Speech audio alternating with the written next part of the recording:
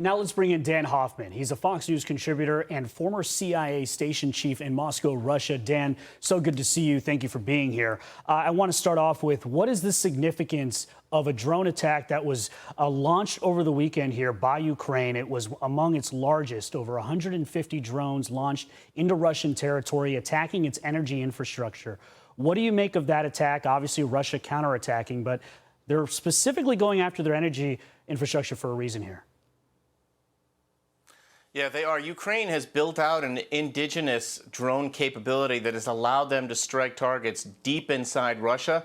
What they're trying to do is disrupt fuel supplies to the front and degrade Russia's military capability that way.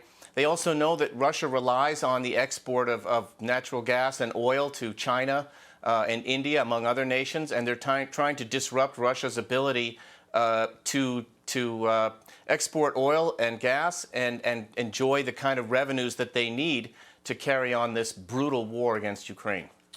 Volodymyr Zelensky, Ukraine's president, says that they desperately need permission for those long-range missiles to attack further into Russia. In fact, the defense minister of Ukraine has given the U.S. a very specific target list in Russia, and yet that permission from the United States has not been granted. Should it be granted, and why? I have a hard time understanding why the United States, why the Biden administration is putting themselves in a position where we are tactically managing Ukraine's war of self-defense against Russia.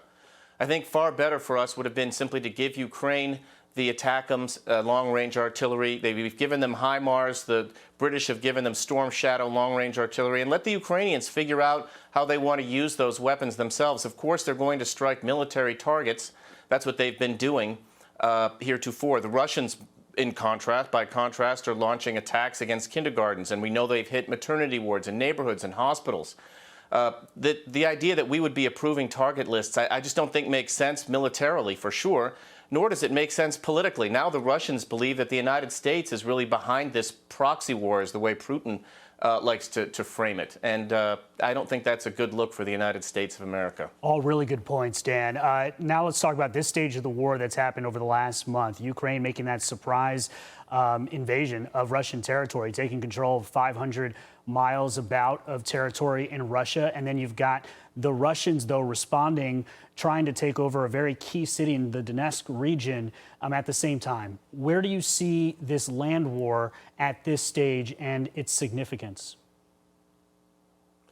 Look, we're 900 days into this war that Putin, by the way, could end immediately if he chose to. He was the one who launched it in the first place. The Russians have their sights set on Pokrovsk in Donetsk region. The Ukrainians took Kursk and a large swath of territory that they hope to potentially to use not just as a buffer zone now and to launch attacks on Russian military bases, but also potentially to negotiate that territory in return for the Russians departing Ukrainian territory. What I would just emphasize is that the stakes obviously could not be higher for Ukraine. It's an existential fight for them, for their survival. But Russia is also trying to demonstrate that a nuclear-armed state can forcibly attack a non-nuclear neighbor to create a sphere of influence. And that's why their allies are Iran and North Korea and China. China would like to do the same thing. And that's just another reason why we need to give Ukraine what they need to win this fight. Otherwise, Russia will have proven that these nuclear states can exercise their own will in their own sphere of influence. And that has major ramifications, not only for those countries without nuclear weapons, but they might choose now to acquire nuclear weapons. We might see countries like South Korea seek a nuclear program, or Japan, and that has real serious implications for nuclear proliferation. This war has not made the headlines as it should have over the last few months in this election. There's a lot going on, but hopefully it will get front and center, perhaps even at the debate September 10th between both candidates. Dan Hoffman, thank you so much for your expertise.